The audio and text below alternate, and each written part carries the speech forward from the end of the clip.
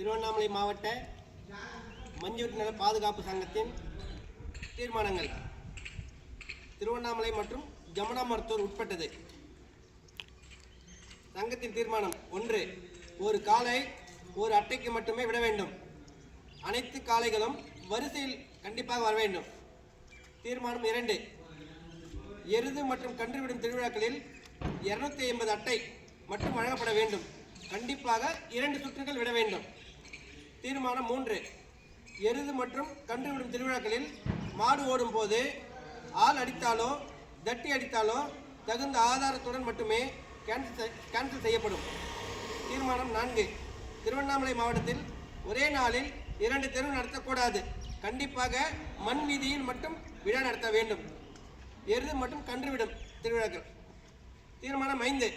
2 அட்டை போடும் காளை மற்றும் கன்றுகளுக்கு 1 மாத தடை மற்றும் 10,000 ரூபாய் அபராதம். 2 அட்டைக்கு பரிசு வாங்கினாலோ அந்த பரிசு கண்டிப்பாக சங்கத்தில் ஒப்படைக்க வேண்டும். இது திருவண்ணாமலை மாவட்ட மஞ்சள் நல பாதுகாப்பு சங்கத்தின் தீர்மானமாகும். கண்டிப்பாக இது அனைத்து காளை உரிமையாளர்களும் கண்டிப்பாக கடைபிடிக்க வேண்டும். இந்த தீர்மானங்கள் வெளி மாவட்டத்தில் வரும் அனைத்து காளைகளுக்கும் உட்பட்டதாகும். நன்றி.